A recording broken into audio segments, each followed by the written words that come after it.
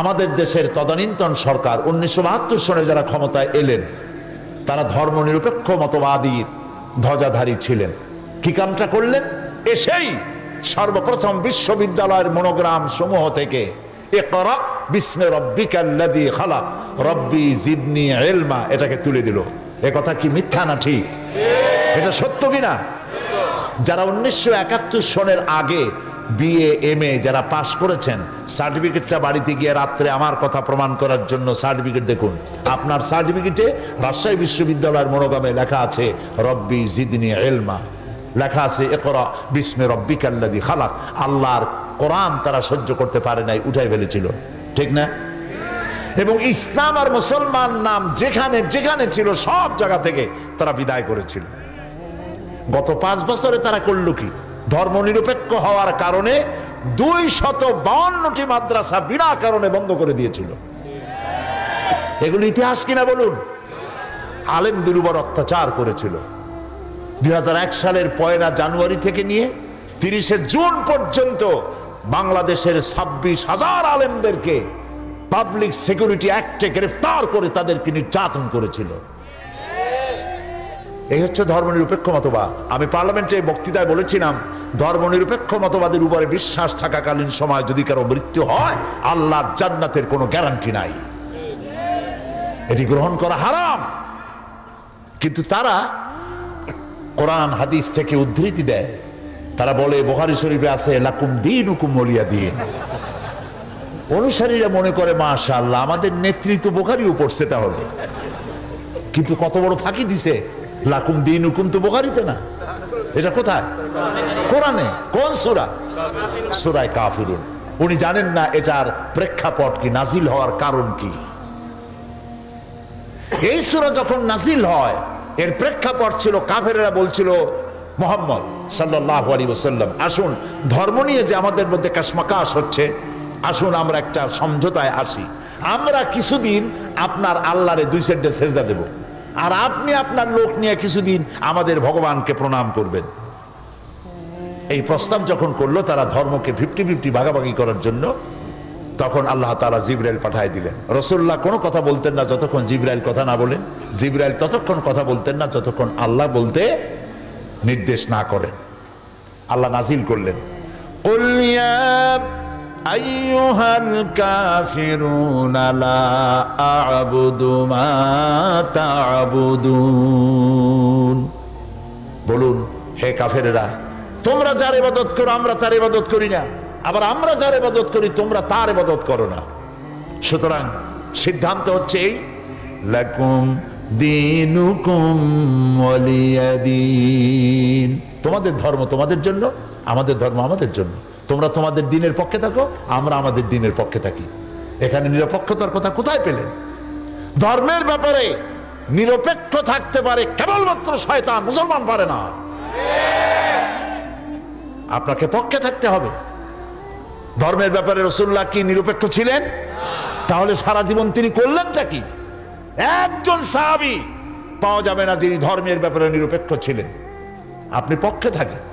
যেমন রাজশাহী থেকে ঢাকা যাবেন, বিশ্ব রোড, হয় আপনি রাইটিস্ট হবেন না হয় লেফটিস্ট হবেন, হয় ডান দিক দিয়ে চলেন না হয় বাম দিক দিয়ে চলেন। কিন্তু কেউ যদি বলে আমি রাইটিস্ট হব না লেফটিস্ট হব না, আমি মিডিলিস্ট হব, আমি রাস্তার মাঝখানে থাকবো, আমি নিরপেক্ষ, এই রাস্তার মাঝখানে দাঁড়ায় নিরপেক্ষতা যদি পালন করেন, কিছুক্ষণের মধ্যে ট্রাক বাবাজি আসবে, আপনারে মামলাট বানাই দিয়ে যাবে রাস্তার উপরে। অনুরূপভাবে হয় আপনাকে ধর্মের পক্ষে আসতে হবে, আর না হয় বলতে হবে আমি ইসলাম পছন্দ করি না, বেরিয়ে যান। আপনি এবং আপনার অনুসারীরা কয়েক লক্ষ যদি ইসলাম থেকে বেরিয়ে যায়, ইসলামের কোনো ক্ষতি আছে? কোনো ক্ষতি নাই। সুতরাং হয় ডান দিকে আসেন না হয় বাম দিকে চলেন, হয় ইসলামের পক্ষে আসেন না হয় ইসলামের বিপক্ষে চলে যান। মাঝখানে নিরপেক্ষতা অবলম্বন করে করার কোনো যৌক্তিকতার সুযোগ ইসলাম কাউকে দেয় নাই। মুসা আলাইহিস সালামের জামানায় প্রভাবশালী শক্তি কি ছিল বলুন তো? জাদু। এই যে কথাগুলি বলছি বানানো কথা নয়, সব এখানে আছে। কোথায় আছে? কোরআনে আছে। জাদু। জাদু দিয়ে কি করতো তারা? ফু দিত। ফু দিয়ে দড়ি কাশি থালা বাটি যা সামনে থাকতো, কোনোটা বাঘ হইতো, কোনোটা সিংহ হইতো, কোনোটা সাপ হতো, এগুলি দিয়ে তারা বাজিমাত করত। মুসা আলাইহিস সালাম সেই যুগে আসলেন, আল্লাহ তাআলা তাকে দিলেন মুজিজা, ওই জাদু দুর্বল করার মতো ক্ষমতা। কোরআন বলছে সূরা তাহা, আল্লাহ রাব্বুল আলামিন বললেন ওয়ামা তিলকা বিয়ামিনিকা ইয়া মূসা, মুসা হে তোমার হাতে, ডান হাতে ওটা কি? তিনি বললেন এটি একটি লাঠি। এরপরে লাঠির আরো গুণাগুণ তিনি বয়ান করলেন। আল্লাহ তাআলা বললেন হাতের লাঠিটা ফেলে দাও। তিনি লাঠি ফেলে দিলেন, কি হয়ে গেল? হিয়া হাইয়াতুন তাসআ, বিরাট সাপ হয়ে গেল। মুসা আলাইহিস সালাম ভয় পেলেন। আল্লাহ তাআলা বললেন খুযহা ওয়ালা তাখাফ, ভয় পেও না, ধরো। সাপের প্রতি নবী হোক, আলেম হোক, পীর হোক, মানুষ হোক, যে কেউ হোক, সাপ দেখলে ভয় হবে, ঠিক কিনা? মুসা আলাইহিস সালাম ভয় পেয়েছেন, আল্লাহ বললেন ভয় পেও না, ধরো। এখন তিনি যদি না ধরেন তাহলে তো সর্বনাশ। ধরো, আল্লাহ বলছেন ধরো, স্বাভাবিক অবস্থায় ফিরে আসবে। মুসা আলাইহিস সালাম ধরলেন, কি হয়ে গেল? আবার লাঠি হয়ে গেল। আল্লাহ পাক এবার বললেন যাও, ইযহাব ইলা ফিরআউনা ইন্নাহু তাগা, ফিরআউন সীমা লঙ্ঘন করেছে, তার কাছে যাও। তিনি দাওয়াত দিলেন। ফিরআউন জাদুকরদেরকে একত্রিত করলো, আর জাদুকরেরা মন্ত্রপুত করে দড়ি, কাশি, থালা, বাটি, ঘটি, গ্লাস যা ছিল সামনে সব বানাইলো বাঘ, সিংহ, সাপ, সব একসাথে হামলে পড়েছে মুসা আলাইহিস সালামের উপরে। মুসা আলাইহিস সালাম ভয় পেয়ে গেলেন। আল্লাহ রাব্বুল আলামিন তিনি বললেন মুসা ভয় পেও না, হাতের লাঠি ফেলে দাও। মুসা আলাইহিস সালাম লাঠি ফেলে দিলেন। সাপ হয়ে যখন হা করলো, জাদুকরের তৈরি করা সব বাঘ, সিংহ আর সাপগুলি মুসা আলাইহিস সালামের লাঠি মার্কা সাপের পেটের মধ্যে গিয়ে ঢুকলো। জাদুকরেরা তারা চিন্তা করলো যে আমরা যেটা দেখাইছি 100% জাদু, মন্ত্রতন্ত্র করছি, জাদু দিয়ে তৈরি হয়েছে। মুসা আলাইহিস সালাম যেটা দেখালেন এটা জাদু হইতে পারে না, কারণ জাদু তো খাইয়ে ফেলাই দিছে। এটা জাদু না, এটা জাদুর বাবা অথবা দাদা জাতীয় কিছু, এটার নাম মুজিজা। ওরা যেটা দেখাইলো সেটা জাদু, মুসা আলাইহিস সালাম যেটা দেখালেন সেটার নাম মুজিজা। দাউদ আলাইহিস সালামকে আল্লাহ তাআলা মুজিজা দিয়েছিলেন, একটি দিয়েছিলেন গলার আওয়াজ, এত সুন্দর শিরিন জবান তার ছিল। হযরতে দাউদ আলাইহিস সালাম যখন জাবুর শরীফ যখন তেলাওয়াত করতেন, উড়ন্ত পাখিগুলি ওড়া বন্ধ করে হযরত দাউদের চতুর্দিকে বসে পড়ে তারা তার মুখে আল্লাহর কালাম শুনত। দাউদ আলাইহিস সালাম অস্ত্র নির্মাতা ছিলেন, অস্ত্র তৈরি করে লোহা দিয়ে, লোহাকে আগুন দিয়ে পোড়ায়া নরম করা লাগে। দাউদ আলাইহিস সালামের লোহা পোড়ায়া নরম করার প্রয়োজন হতো না, তাকে আল্লাহ মুজিজা দিয়েছিলেন। লোহা মুঠো করে ধরে চাপ দিতেন, পানির মতো গলে আঙ্গুলের ফাঁক দিয়া পড়ে যেত, আর নিজের ইচ্ছে মতো অস্ত্রের তিনি সাইজ দিতেন, ডিজাইন করতেন। ঈসা আলাইহিস সালামের মুজিজা ছিল অন্ধ, জন্মান্ধের উপরে হাত বুলাইয়া দিতেন, চোখ ভালো হয়ে যেত। কুষ্ঠ ব্যাধিগ্রস্ত লোকের গায়ে হাত বুলাতেন, ভালো হয়ে যেত। সব কথা কোরআন শরীফ আছে। সুবহানাল্লাহ। আমি বলতে চাই পয়গম্বরেরা দুনিয়া থেকে বিদায় হয়ে গেলেন, মুজিজার কার্যকারিতা শেষ হয়ে গেল।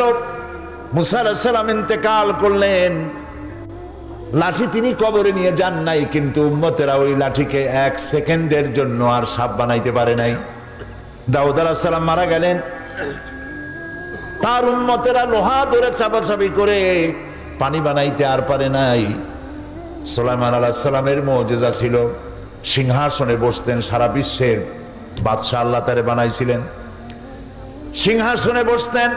এই কোরআনের সূরা নামলের মধ্যে আল্লাহ পাক বলেছেন সকাল বেলায় সিংহাসনে বসতেন, 1 মাসের পথ তিনি বাতাসের উপর থেকে উড়ে যেতেন, আবার সন্ধ্যা বেলায় আর 1 মাসের পথ তিনি ব্যাক করতেন, ইঞ্জিনের দরকার হতো না। তিনি ইন্তেকাল করলেন, সিংহাসনটা কবরে নিয়ে যান নাই। তার উম্মতেরা 1 সেকেন্ডের জন্য এই সিংহাসনকে 1 ইঞ্চি জমিনের উপরেও আর উঠাইতে পারে নাই। ঈসা আলাইহিস সালাম মারা যাননি, আল্লাহ তাকে উঠায় নিয়েছেন।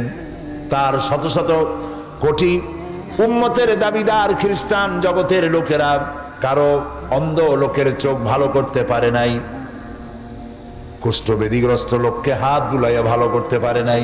তার মানে হলো নবী ইন্তেকাল করেছেন, মুজিজার কার্যকারিতা সেখানে শেষ হয়েছে।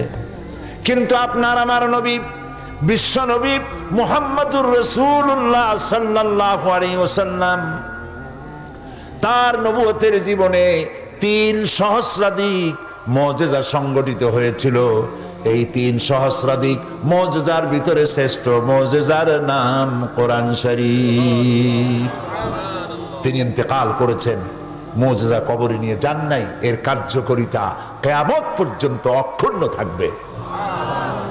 মানুষ কোরআন বুঝে না যারা, তারাও যখন কোরআনের তেলাওয়াত শুনে চোখ দিয়ে দরদর করে পানি নামতে থাকে। কোরআন শরীফের আলোচনা শুনে বাপদাদার ধর্ম পরিত্যাগ করে মুসলমান হয়ে যায়। প্রসঙ্গক্রমে আল্লাহ শুকরার্থে বলছি, এই কোরআনের তাফসীর বিগত 40 বছর একটানা আল্লাহ তাআলা তার গোলামকে করার তৌফিক দিয়েছেন, দেশে এবং দেশের বাইরে। এই কোরআন এই তাফসীর করাকালীন সময় বাংলাদেশ এবং তার বাইরে এ পর্যন্ত কোরআনে কারিমের তাফসীর শুনে আমার কাছে 6 শতাধিক হিন্দু, খ্রিস্টান, বৌদ্ধ, ইসলাম কবুল করেছেন। এটাই হচ্ছে কোরআনের মুজিজা। পাশ্চাত্যের একজন পপ সিঙ্গার, নাম তার ক্যাটস স্টিভেন, বাড়ি তার লন্ডনে, মেগা স্টার। এখন যেমন পপ সিঙ্গারদের মধ্যে মেগা স্টার হচ্ছে মাইকেল জ্যাকসন। একবার আমেরিকায় আমি টিভি দেখতেছিলাম, তো শুনলাম টিভি বলল যে রাতের বেলায় রাত এতটা এত মিনিটে মাইকেল জ্যাকসনের গান হবে।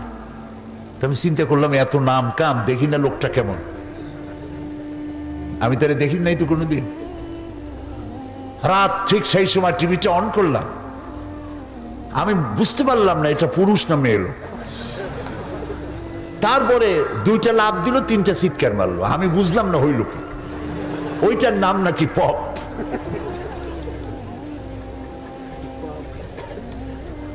আর ওনার আগে, এই মাইকেল জ্যাকসনের আগে ছিল ক্যাটস স্টিভেন। তিনি কোরআন শরীফের তেলাওয়াত শুনলেন কারি আব্দুল সামাদ আব্দুল বাসেতের কাছে। তেলাওয়াত শুনে পাগল হয়ে গেল, আমি কি গান গাই, কোরআনের সামনে তো এগুলি কিছুই না। তিনি কোরআন শুনে মুগ্ধ হলেন, কোরআন হাদিস পড়লেন এবং এক পর্যায়ে তিনি পড়লেন লা ইলাহা ইল্লাল্লাহু মুহাম্মাদুর রাসূলুল্লাহ। তার মুসলমান নাম হলো ইউসুফ ইসলাম। বাংলাদেশে কয়েকবার সফর তিনি করেছেন এবং আমি তার সাথে একসাথে কতগুলি প্রোগ্রাম করেছি। লন্ডনে বাড়ি, কলেজ করেছেন, কিন্ডারগার্টেন স্কুল করেছেন। এক মিটিংয়ে তিনি বললেন, বড় শিক্ষণীয় কথা, এক মিটিংয়ে তিনি বললেন জনসভায় লন্ডনে, বললেন আমি কোরআন হাদিস পড়ে বুঝে ইসলাম কবুল করেছি, কিন্তু আজ 25 বছর পর, ইসলাম কবুল করার 25 বছর পর এখন আমার চিন্তা হয় যে কোরআন এবং হাদিস পড়ার আগে যদি আমি এই মুসলমানগুলি দেখতাম তাহলে বোধহয় ইসলাম কবুল করা আমার পক্ষে সম্ভব হতো না। আমার কাছে মনে হলো ইউসুফ ইসলাম যেন গোটা মুসলিম মিল্লাতের গালের উপর একটা থাপ্পড় কষে দিয়েছে। তিনি বলতে চাইলেন কোরআন আর হাদিস যে মুসলমান ডিমান্ড করে, যে কোয়ালিটি কামনা করে যে মুসলমানদের, আমরা সেই মুসলমান নই।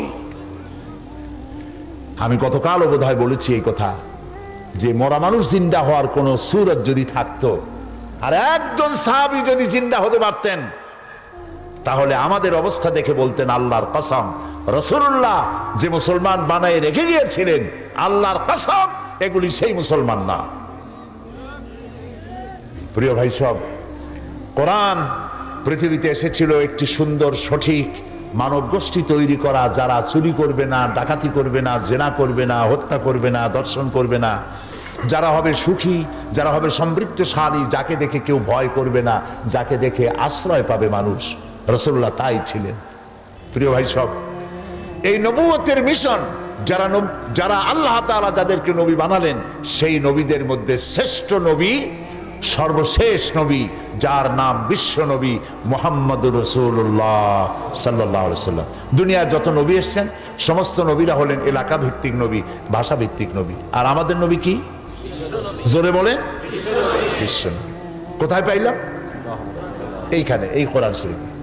আল্লাহ রাব্বুল আলামিন বলেন, কুল ইয়া আইয়ুহান নাসু ইন্নী রাসূলুল্লাহি ইলাইকুম জামিআ।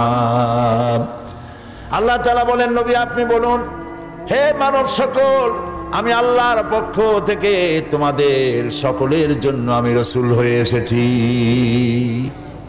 এই পৃথিবীতে সব থেকে বেশি মর্যাদা দিয়েছেন আল্লাহ তাআলা তার রাসূলকে। কোরআন শরীফে সমস্ত নবীদেরকে তো আল্লাহ নাম ধরে ধরে ডেকেছেন। ইয়া আদম, ইয়া জাকারিয়া, ইয়া ইয়াহইয়া, ইয়া মূসা, এমনকি আমার জাতির পিতারও নাম ধরে ডাকছেন আল্লাহ। বলেন নাই ও মুসলমানদের জাতির পিতা? জাতির পিতা কে? আসতে বললেন কেন? সন্দেহ আছে? জাতির পিতা কে? এই ঈমান মজবুত রাখবেন। জাতির পিতা একাধিক হওয়া মোটেই ভালো না। পিতা একজন হওয়া ভালো, বেশি হওয়া কি সুলক্ষণ না কুলক্ষণ? মুসলিম মিল্লাতের পিতা, মিল্লাত আবিকুম ইব্রাহিম হুয়া সাম্মাকুমুল মুসলিমিন। মুসলিম জাতির পিতা ইব্রাহিম আলাইহিস সালাম, তাকেও আল্লাহ নাম ধরে ডেকেছেন। কোরআনে কারিমে দেখতে পাই আল্লাহ রাব্বুল আলামিন তাকে ডেকেছেন এই বলে, ওয়ানাদাইনাহু আইয়া ইব্রাহিম قد صدقت الرؤيا إنا كذلك نجزي المحسنين। আমি ইব্রাহিমকে ডেকে বললাম, হে ইব্রাহিম, তুমি তোমার স্বপ্নকে বাস্তবে রূপ দিয়েছো, আর আমি এইভাবে করে মুহসিনিনদেরকে আমি পুরস্কৃত করে থাকি। প্রিয় ভাই সব, আল্লাহ রাব্বুল আলামিন একমাত্র নবী যার নাম ধরে ডাকেন নাই। নাম কি তার? বলেন, মুহাম্মদুর রাসূলুল্লাহ সাল্লাল্লাহু আলাইহি ওয়াসাল্লাম নাম ধরে আল্লাহ ডাকেন নাই। যখনই ডাকার দরকার হয়েছে আল্লাহ আদর করে ডেকেছেন, ইয়া আইয়ুহার রাসূল, হে রাসূল, ইয়া আইয়ুহান নবী, হে নবী, ইয়া আইয়ুহাল মুজাম্মিল, ইয়া আইয়ুহাল মুদ্দাসসির, ইয়াসিন, তাহা, প্রিয় প্রিয় নামে, সুন্দর সুন্দর নামে ডেকেছেন আর উম্মতকে বলেছেন। আল্লাহ তাআলা এই কোরআনে কারিমে বলেছেন, তোমরা যেভাবে পরস্পর পরস্পরকে নাম ধরে ডাকাডাকি করো, এইভাবে করে আমার নবীকে নাম ধরে ডেকো না। আল্লাহ নিষেধ করেছেন। এমনকি কোথাও আপনারা জানেন যে যদি কোনো মানুষ মা বাপের সাথে বেয়াদবি করে তাহলে সেটা শুধু বেয়াদবিই থাকে। পীরের সাথে বেয়াদবি করলো, বেয়াদবি, এর থেকে বেশি কিছু হয় না। কিন্তু নবীর শানে, মুহাম্মদ সাল্লাল্লাহু আলাইহি ওয়াসাল্লামের শানে যদি কেউ বেয়াদবি করে সেটা বেয়াদবি থাকে না, কুফরি হয়ে যায়।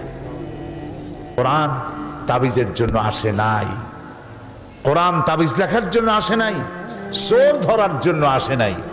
আমরা কোরআনের কাছে কখন যাই? মসজিদের ইমাম সাহেব, মৌলানা সাহেবের কাছে যাই, হুজুর আমার তো বউয়ের স্বর্ণের চেন চুরি হয়ে গেছে, একটু চাউল পোড়া দেন। বিশ্বাস করুন, চাউল পোড়া দিয়া যদি চোর ধরা যেত, অন্তত মুসলিম রাষ্ট্রগুলিতে পুলিশের চাকরি থাকতো না। সমস্ত মুসলিম দেশের থানাগুলিতে চাকরি হতো মৌলভী সাহেবদের। সেখানে বস্তায় বস্তায় চাউল দিয়ে বলা হতো, আপনারা চাউল পড়বেন আর চোর ধরবেন। প্রিয় ভাই সব, জেন তাড়াবার জন্য আর চাউল পড়ে চোর ধরার জন্য কোরআন আসে নাই। কোরআন এসেছে একটি সুখী, সমৃদ্ধশালী, শোষণ মুক্ত, দুর্নীতি মুক্ত, একটি ভীতিহীন, নিরাপত্তাপূর্ণ, একটি সমৃদ্ধশালী রাষ্ট্র উপহার দেওয়ার জন্য কোরআন এসেছে। কোরআন শরীফ চোর ধরতে আসে নাই, চুরি বন্ধ করতে এসেছে। কোরআন ডাকাত ধরতে আসে নাই, ডাকাতি বন্ধ করতে এসেছে। কোরআন খুনিকে ধরতে আসে নাই, কোরআন অবৈধ রক্তপাতকে বন্ধ করে দেওয়ার জন্য এসেছে। কোরআন স্বৈরাচারকে ধরার জন্য আসে নাই, স্বৈরাচারের কালো হাতকে চিরকালের জন্য অবশ করে দেওয়ার জন্য কোরআন এসেছে। এটি হচ্ছে সেই কোরআন।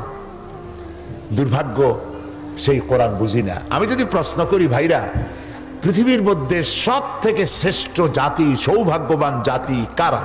কি জবাব দেবেন? পাল্টা প্রশ্ন করি, পৃথিবীতে সব থেকে হতভাগ্য জাতি কারা? একই জবাব, সৌভাগ্যবান জাতি মুসলমান, হতভাগ্য জাতিও মুসলমান। সৌভাগ্যবান জাতি কেন? সৌভাগ্যবান জাতি এই কারণে, যেহেতু তাদের কাছে কোরআন আছে। পৃথিবীর কোন জাতির কাছে তাদের ধর্মীয় পুস্তক অবিকৃত উপায়ে, অকৃত্রিম উপায়ে, অরিজিনালিটি, পিউরিটি নিয়ে, অথেন্টিসিটির সাথে কোন জাতির কাছে নাই। চ্যালেঞ্জ রইল। আজ পৃথিবীর শত কোটি খ্রিস্টান পৃথিবীতে বাস করে। চ্যালেঞ্জ করা হয়েছে, বর্তমান খ্রিস্টানদের কাছে যে বাইবেল রয়েছে, এই বাইবেলের মধ্যে আল্লাহর ওয়ার্ড বলতে একটি ওয়ার্ডও নাই, সব তাদের বানানো। এই চ্যালেঞ্জের মোকাবেলা তারা করতে পারে না। ইউরোপে, আমেরিকায় বড় বড় ডিবেট হয়েছে, বিতর্ক হয়েছে, সেসব ডিবেটে বড় বড় পাদ্রীরা লজ্জায় কেটে ফেলেছে, জবাব দিতে পারে নাই। পৃথিবীতে একমাত্র মুসলমানদের কাছে আল্লাহর কিতাব আছে, তাই আমরা সৌভাগ্যবান। হতভাগ্য কেন? হতভাগ্য এই কারণে, আল্লাহর এই কিতাব যে জাতির কাছে আছে, সেই জাতি এই কিতাব দিয়ে কোনো ফায়দা নিতে পারল না। সে জাতি আজ পৃথিবীতে সব থেকে নির্যাতিত, নিপীড়িত, নিগৃহীত। আর যদি প্রশ্ন করা হয় পৃথিবীতে সব থেকে হোমলেস, স্টেটলেস কারা? মুসলমান। সব থেকে নির্যাতিত কারা? মুসলমান। সব থেকে বেশি মার খায় কারা? মুসলমান। তাহলে কি বুঝবো যে কোরআন আমাদের কাছে আছে বলেই আমরা মার খেয়ে বেড়াই? না। আল্লাহ রাব্বুল আলামিন কোরআনে কারীমের মধ্যে বলেছেন, তাহা মা আনজালনা আলাইকাল কুরআনা লিতাশকা। হে নবী, কোরআন আমি এই জন্য অবতীর্ণ করি নাই যে কোরআন আপনার ভাগ্যকে হতভাগ্য করে দেবে, আপনি বিপর্যস্ত হবেন, নিপীড়িত হবেন, এই জন্য কোরআন আসে নাই। কোরআন এসেছে যাদের কাছে কোরআন থাকবে তারা শাসিত হবে না, তারা শাসক হবে। দুনিয়ার নেতৃত্ব তাদের পায়ের উপরে চুমো খাবে। এজন্য এসেছিল ইসলাম। আজ আমরা যদি মার খেয়ে থাকি, নির্যাতিত হতে থাকি, তার একমাত্র কারণ গতকাল বলেছি, কারণ হলো কোরআনের সাথে আমাদের সম্পর্ক সুন্দর নাই, ভালো নাই, যেমনটি থাকা উচিত ছিল সেই সম্পর্ক আমাদের নাই। গতকাল যে আয়াত থেকে আমি আলোচনা শুরু করেছিলাম সেটি ছিল সূরা আন-নাহল থেকে আমি আলোচনা করেছিলাম। সেই আয়াতটি আবার তেলাওয়াত করে ওর আলোকে আমি আলোচনা করব। বিমাশিয়াতিল্লাহ তাআলা, আল্লাহ যদি বলার তৌফিক দেন। সুবহানাকা লা ইলমা লানা ইল্লা মা আল্লামতানা, আমি কিছুই বলতে পারবো না যদি না আল্লাহ আমাকে সাহায্য না করেন। আলাইহি তাওয়াক্কালতু ওয়া ইলাইহি উনীব। কোরআন কেমনে আমি আপনার সামনে পেশ করব? লোকেরা আমাকে মুফাসসিরে কোরআন বলে, কিন্তু আমি মনে করি আমি কোরআনে কারীমের তাফসীরের একজন ছোট্ট ক্ষুদ্র নগণ্য তালিবে ইলম, ছাত্র মাত্র। কোরআন এক বিশাল মহাসমুদ্র। আটলান্টিক মহাসাগরের অতল তলদেশে স্পর্শ করা তো মানুষের জন্য সম্ভব, কিন্তু কোরআনের তলদেশ স্পর্শ করা সম্ভব নয়। এটা কোনোদিন পুরাণ হবে না। নবী করিম সাল্লাল্লাহু আলাইহি ওয়াসাল্লাম বলেছেন, লা তুহসা আজাইবুহু ওয়ালা তুবলা গারাইবুহু। এই কোরআনের আশ্চর্যকারিতা, বিস্ময়কারিতার কোনো শেষ নাই। কোরআন কোনোদিন পুরাতন হবে না, জীর্ণ হবে না। নবী করিম সাল্লাল্লাহু আলাইহি ওয়াসাল্লাম সূরা হুজুরাতে আল্লাহ তাআলা বলছেন, এক মজলিসে তিনি বসেছিলেন, তিনি কথা বলছেন, কিন্তু তার কণ্ঠস্বরকে উপচে, তার কণ্ঠস্বরকে নিচু করে সাহাবায়ে কেরাম এত জোরে কথা বলছেন যে নবীর কথা শোনা যায় না। আল্লাহ এটাকেও বরদাস্ত করেন নাই। সঙ্গে সঙ্গে ওহী নাজিল হলো। আল্লাহ রাব্বুল আলামিন ঘোষণা করলেন, ইয়া আইয়ুহাল্লাযীনা আমানু লা তারফাউ আসওয়াতাকুম ফাওকা সাওতিন নবী। হে বিশ্বাসীরা, তোমরা যারা ঈমান এনেছো শোনো, তোমাদের কণ্ঠস্বর যেন আমার নবীর চাইতে বড় না হয়ে যায়। যদি আমার নবীর চাইতে তোমাদের গলার আওয়াজ বড় হয়ে যায়, আনতাহবাতা আমালুকুম, তোমাদের জিন্দেগীর সমস্ত নেক আমলগুলি আমি বরবাদ করে দেব। এখনো পর্যন্ত মসজিদে নববীতে রাসূলুল্লাহর কবরের সামনে এই আয়াতটি স্বর্ণাক্ষরে লেখা আছে। এটা সেই জায়গা, ইয়ে মাকামে আদব হয়, এখানে আদব করতে হয়, জোরে চিল্লায় কান্দাও যায় না, নীরবে ফোঁপায় ফোঁপায় কাঁদতে হয়। এখানে শুয়ে আছেন আল্লাহ তাআলা যাকে শয়ে রেখেছেন, যিনি হচ্ছেন আখিরি জামানার পয়গম্বর বিশ্বনবী মুহাম্মদ রাসূলুল্লাহ সাল্লাল্লাহু আলাইহি ওয়াসাল্লাম। প্রিয় ভাই সব, তিনি দুনিয়ার বুকে এসেছিলেন একটি বিপ্লব করার জন্যে। কি জন্য আসছিলেন, কেন তাকে পাঠানো হলো? কোরআনে কারীমের মধ্যে সূরা ফাতহার মধ্যে আল্লাহ তাআলা বলেন, হুয়াল্লাযী আরসালা রাসূলাহু বিল হুদা ওয়া দীনিল হক লিইয়ুযহিরাহু আলাদ-দীনি কুল্লিহি ওয়া কাফা বিল্লাহি শাহীদা। হুয়াল্লাযী আরসালা রাসূলাহু বিল হুদা ওয়া দীনিল হক, আমি আমার রাসূলকে দ্বীন হক, সত্যের বিধান সহকারে পাঠিয়েছি, যাতে করে তিনি মানব গোষ্ঠীর উপরে আমার কোরআনকে বিজয়ী করে দেন, আমার দ্বীনকে বিজয়ী করে দেন। এই জন্য তাকে পাঠিয়েছি।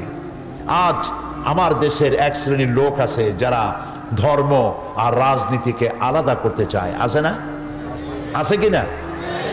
তারা ধর্মনিরপেক্ষতায় বিশ্বাসী। আপনারা জানেন আল্লাহ যা যা করেছেন শয়তান তার উল্টা করেছে, ঠিক কিনা? আল্লাহ তাআলা করেছেন খেলাফত, শয়তান করেছে রাজতন্ত্র। এই রাজতন্ত্র আল্লাহর বানানো নয়, এটা কার বানানো? আল্লাহ দিয়েছেন অর্থনৈতিক বিলি বন্টনের ব্যবস্থা হিসাবে, সুষম বন্টন নীতি হিসাবে যাকাত ভিত্তিক অর্থ ব্যবস্থা, শয়তান করেছে সুদ। আল্লাহ দিয়েছেন দ্বীন, কমপ্লিট কোড অফ লাইফ, পূর্ণাঙ্গ জীবন ব্যবস্থা ইসলাম। শয়তান দিয়েছে সেকুলারিজম, ধর্মনিরপেক্ষ মতবাদ। আল্লাহ পাক বলেন, লোকেদের ভিতরে এমন বহু লোক আছে, মানুষের ভিতরে এমন বহু মানুষ আছে যারা বলে আল্লাহ পাকের উপর ঈমান এনেছি আর পরকালের উপরে ঈমান এনেছি। আল্লাহ পাক বলেন, ওমা হুম বিমুমিনিন, এরা মুমিন না, এরা মুমিন নয়। তো একজন মানুষ মুসলমান হওয়ার জন্য প্রথম শর্ত কি? আল্লাহর উপর ঈমান আনা, আর 2 নম্বরে বলেন আপনারা আখিরাতের উপরে বিশ্বাস স্থাপন করা। তো ঈমান এনেছি, একটি লোক বলছে যে আমি আল্লাহর উপরে ঈমান এনেছি, পরকালকে বিশ্বাস করেছি, আর আল্লাহ পাক বলছেন ওমা হুম বিমুমিনিন, এরা মুমিন না। তার কারণ হলো ঈমান এনেছি আমরা পড়েছি লা ইলাহা ইল্লাল্লাহু মুহাম্মাদুর রাসূলুল্লাহ। পড়েন সবাই লা ইলাহা ইল্লাল্লাহ, লা ইলাহা লা ইলাহা ইল্লাল্লাহু মুহাম্মাদুর রাসূলুল্লাহ। এটাই হচ্ছে আমাদের ঈমানের ভিত্তি। এখন এই কালেমা পড়ে মুসলমান হওয়ার পরেও বহু মুসলমান আছে নামাজ পড়ে না, আছে না? নামাজ পড়ে কিন্তু ওজনে কম দেয়, নামাজ পড়ে রোজাও রাখে কিন্তু স্ত্রীকে মেয়েকে পর্দায় রাখে না, আছে কিনা এরকম? নামাজ পড়ে রোজাও করে, হজও করে, যাকাতও দেয়, কিন্তু সুদী ব্যাংক থেকে টাকা নিয়ে ব্যবসা করে, সুদী ব্যাংকের টাকা নিয়ে বাড়ি বানায়, আছে কিনা জোরে গো? নামাজ পড়ে রোজাও রাখে, মুখে দাঁড়িয়েও আছে, আবার মদও পান করে, মিথ্যা কথাও বলে, জিনাও করে, মানুষকে ঠকায়, বোনের হক, মায়ের হক, স্ত্রীর হক, মেয়ের হক, ফুপুর হক নষ্ট করতেছে, আছেন এরকম? তাহলে ঈমান এনেছি এটা দাবি করলেই, মুখ দিয়ে দাবি করলে হলো না, পূর্ণাঙ্গ রূপে দাখিল হতে হবে ইসলামের মধ্যে। সেটাই হলো আল্লাহ পাকের বক্তব্য। হে ঈমানদারেরা শোনো, যারা আমার প্রতি ঈমান এনেছো, বিশ্বাস করেছো, শোনো, সিলমের মধ্যে পরিপূর্ণরূপে দাখিল হয়ে যাও, সবটুকু দাখিল হও।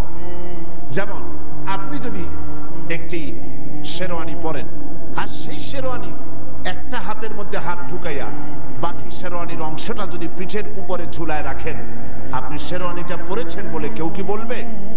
বলবে না। আপনি যদি ঘরের বারান্দায় দাঁড়াইয়া যদি জানালার ভিতর দিয়ে মাথা ঢুকান, কেউ কি বলবে যে আপনি ঘরের মধ্যে প্রবেশ করেছেন? কেউ বলবে না। আপনি পাজামা পরতে গিয়ে পাজামার একটি ফাঁকের মধ্যে পা ঢুকিয়ে দিয়েছেন আর অন্য অংশটা টানতে টানতে আনতেছেন, কেউ কি বলবে যে আপনি পাজামা বা প্যান্টি পরেছেন? কেউ বলবে না। পাজামাটা পুরোটা পরলেই বোঝা যাবে পুরোটা পরেছেন। ঘরে শরীরটা নিয়ে ঢুকলেই ঘরে প্রবেশ করেছেন। জামাটা পুরোটা গায়ে দিলেই জামা গায়ে দিয়েছেন। এই কথাগুলি বোঝা কঠিন না সহজ? তাহলে এই কথাও সহজভাবে বুঝুন, ইসলাম দাবি করলেই হয় না। জীবনে দুই একটা উমরা করিয়া হজ করিয়া মানুষকে ফাঁকি দিলে হয় না। পূর্ণাঙ্গ ইসলাম কায়েম করতে হবে জীবনের সব ক্ষেত্রে, সকল ক্ষেত্রে ইসলামের মধ্যে পরিপূর্ণভাবে দাখিল হতে হবে। এটা আল্লাহ পাক আমাদের প্রতি এক নির্দেশ করেছেন, উদখুলু ফিস সিলমে কাফা, পরিপূর্ণরূপে প্রবেশ করো। কারণ তুমি তো আমার কাছে বিক্রি হয়ে গেছো। আমরা কার কাছে বিক্রি হয়েছি? আল্লাহ পাক কোরআনে কারীমের মধ্যে বলেন, ইন্নাল্লাহা ইশতারা মিনাল মুমিনিনা আনফুসাহুম ওয়া আমওয়ালাহুম বিআন্না লাহুমুল জান্নাহ। আল্লাহ পাক বলেন, আমি আমার মুমিনের জান এবং মালকে আমি খরিদ করে নিয়েছি, কিনে নিয়েছি, বিনিময় আমার মুমিন বান্দাকে আমি জান্নাত দান করেছি। সুবহানাল্লাহ। আমাদের জান আর মাল কার? আল্লাহ কিনে নিয়েছেন। তার অর্থ কি? তার অর্থ হলো এই যে আমার মাল, আমার জান, আমার কাছে যেটা আছে এইটা আল্লাহর নির্দেশের বাইরে আমি খরচ করতে পারবো না। এর অর্থ হলো আল্লাহ আমার কাছ থেকে এটা কিনে নিয়েছেন। কি করেছেন? কিনে নিয়েছেন। আপনার কাছে যে কেউ চাঁদা চাইলেই আপনি দিতে পারবেন না আপনার টাকা দিয়ে, যদিও টাকাটা আপনার, আপনি কামাই করেছেন। কিন্তু এই আপনার রোজগারকৃত, পরিশ্রমকৃত, মাথার ঘাম পায়ে ফেলা উপার্জনকৃত পয়সা আপনি আল্লাহর সন্তুষ্টি ছাড়া যে কোনো জায়গায় এই পয়সা দিতে পারবেন না। আপনার জান যেখানে সেখানে খরচ করতে পারবেন না। জান আপনার, কিন্তু আপনি তো আত্মহত্যা করতে পারবেন না। আত্মহত্যা করা কি? কবিরা গুনাহ, মহাপাপ। কেন পারবেন না? আপনার জান আপনি ফ্যানের সাথে ঝুলে মরতে পারবেন না। কেন পারবেন না? এই কারণে যেহেতু জানটা আল্লাহর। জানটা কার? মালটা কার? তাহলে এই জান মাল খরচ করতে হবে কার রাস্তায়? আল্লাহর রাস্তায় খরচ করতে হবে, কারণ এটা বিক্রি হয়ে গেছে আল্লাহর কাছে পরিপূর্ণরূপে। বাইতুল মুকাররমে আমরা গিয়ে মাথা নত করি না? এই বাইতুল মুকাররম যে গভর্নমেন্টের আন্ডারে যারা এটারে চালায়, সেই গভর্নমেন্ট মাঝে মধ্যে নামাজ পড়ে গভর্নমেন্টের লোকেরা, কিন্তু আল্লাহর হুকুম কি মানে? বলেন না, আল্লাহর হুকুমটারে কি মানে? তো আল্লাহর হুকুম যারা মানে, আল্লাহ পাক বলছেন দেখো, ওয়ালাহু আসলামা, আকাশে যা আছে জমিনে যা আছে, আনুগত্যের মস্তককে আমার সামনে অবনত করেছে। তার মানে হলো তারা আমার হুকুম মানে। কার হুকুম মানে? সূর্য মানে কার হুকুম? চন্দ্র মানে কার হুকুম? সমুদ্রের জোয়ার ভাটা মানে কার হুকুম? জঙ্গলের প্রাণীগুলি হুকুম মানে কার? হুকুম মানে বলে ওদের মধ্যে শান্তি, আমরা মানি না বলে আমাদের মধ্যে অশান্তি। দেশের মানুষের যেন শান্তি হয়, এই জন্য প্রতি 5 বছর অন্তর বাংলাদেশের একটা সিস্টেম হচ্ছে 5 বছর অন্তর একটা জাতীয় নির্বাচন করা। জাতীয় নির্বাচনের মাধ্যমে একটা গভর্নমেন্ট ফর্ম হয়। সেই গভর্নমেন্ট তার দায়িত্ব কি? তার দায়িত্ব হলো লুটপাট করে খাওয়া, নাকি বলেন? উলট পালট করে দেওয়া, লুটে পুটে খায়, এটাই কি? না, গভর্নমেন্টের দায়িত্ব হচ্ছে জনগণের খাদ্য, বস্ত্র, শিক্ষা, চিকিৎসা, বাসস্থানের গ্যারান্টি দেওয়া, নারীর সতীত্ব এবং সম্ভ্রমের হেফাজত করা, শিশুদের অধিকার প্রতিষ্ঠা করা, শ্রমিকদের, কৃষকদের অধিকার প্রতিষ্ঠিত করা, তাদের উৎপাদিত পণ্যের ন্যায্য মূল্য দেওয়া এবং শ্রমিকের গায়ের ঘাম শুকিয়ে যাওয়ার আগে তাদের প্রাপ্যকে বুঝিয়ে দেওয়া। এটাই হচ্ছে একটি গভর্নমেন্টের মোটামুটি দায়িত্ব, ঠিক কিনা? কিন্তু 5 বছর অন্তর বা 3 বছর অন্তর যতগুলি নির্বাচন হলো, এই নির্বাচনের মাধ্যমে যতগুলি গভর্নমেন্ট এলেন, এই গভর্নমেন্টগুলি জাতির ভাগ্যের পরিবর্তন তারা কি করতে পেরেছে? মানুষের কপাল কি খুলেছে? মানুষ কি আরামে খেয়ে পড়ে আছে? নাই। বরং ক্ষমতায় যারাই এসেছেন, প্রত্যেকটি গভর্নমেন্ট অত্যন্ত দক্ষতার সাথে, যোগ্যতার সাথে, উইথ অল সিনসিয়ারিটি নিজেদের ভাগ্যের পরিবর্তন করে ফেলাইছেন। নিজেদের ভাগ্য বদলাইতে পারে নাই, এমন বদনাম কোন সরকারকে দেওয়া যাবে না, ঠিক কিনা? তাহলে দেখেন, মানুষ গভর্নমেন্ট তৈরি করে, কিন্তু সেই গভর্নমেন্ট জনগণের হক আদায় করে না। এবার আল্লাহর একটা সরকার আপনারা দেখতে চান?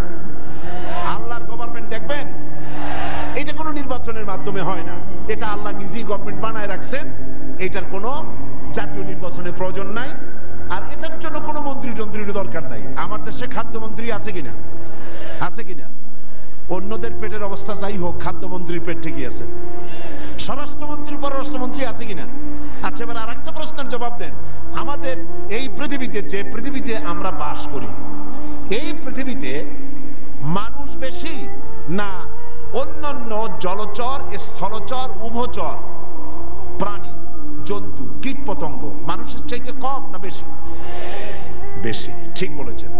এখন ওই প্রাণীগুলির ভেতরে সবচাইতে মানুষ কি পৃথিবীতে বেশি খায়, না এর থেকেও বড় বড় পেটওয়ালা আছে? আছে না জানোয়ারের মধ্যে বড় বড় পেটওয়ালা?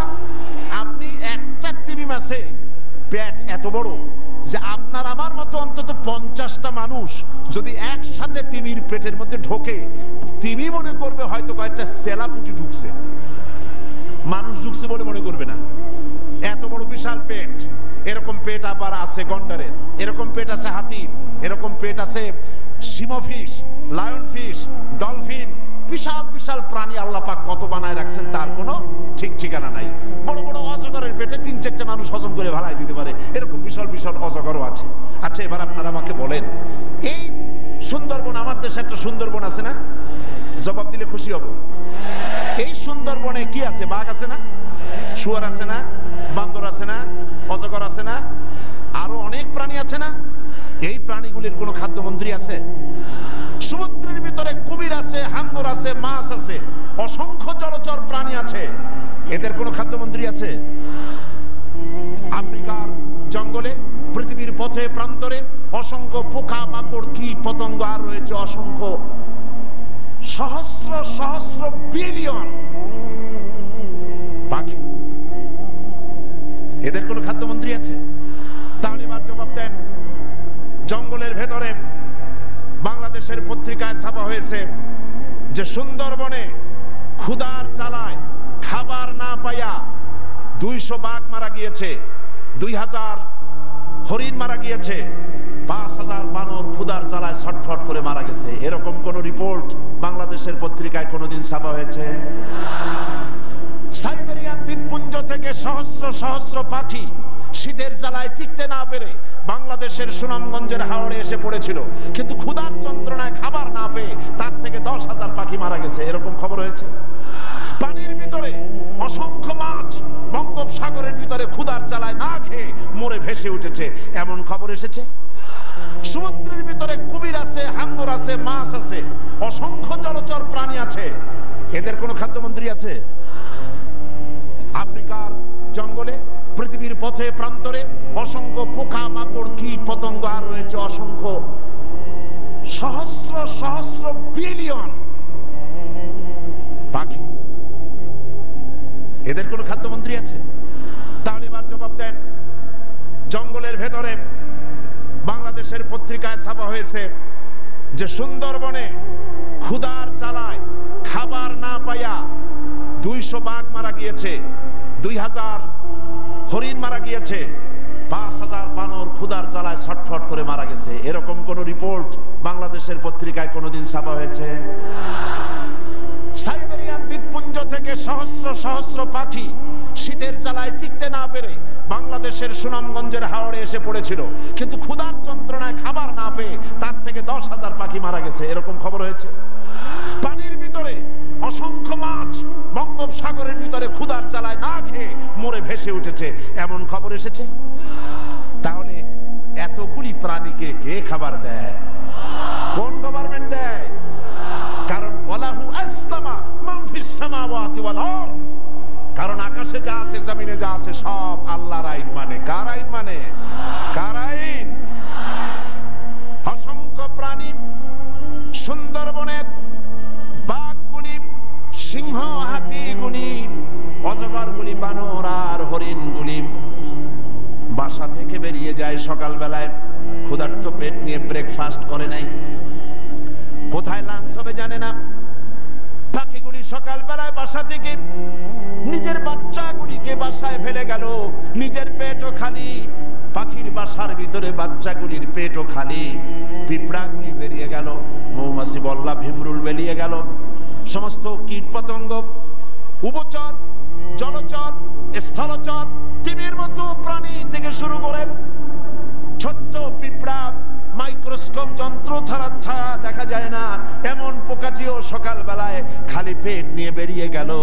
আল্লাহ পাক বলেন সন্ধ্যা হতে না হতে সকল প্রাণীর পেট ভরাইয়া যার যার বাড়ি ফিরাইয়া দেই। কারণ রিস্কের মালিক কে? চিল্লাই কইতে পারলেন না? একটা আঙ্গুল আকাশের দিকে বলেন রিস্কের মালিক কে? আমার আল্লাহ পাক বলছেন ওয়ামা মিন দাব্বাতিন ফিল আরদি ইল্লা আলাল্লাহি রিজকুহা। এই পৃথিবীর বুকে এমন কোন প্রাণী নাই, এমন কোন জীব নাই যেই জীবের রিজকের দায়িত্ব আমি আল্লাহ আমার নিজ হাতে গ্রহণ করি নাই। লাহু মাকালিদুস সামাওয়াতি ওয়াল আরদ, আকাশ আর জমিনের রিজকের চাবিকাঠি আমার হাতে। কার হাতে? আল্লাহ পাকের হাতে।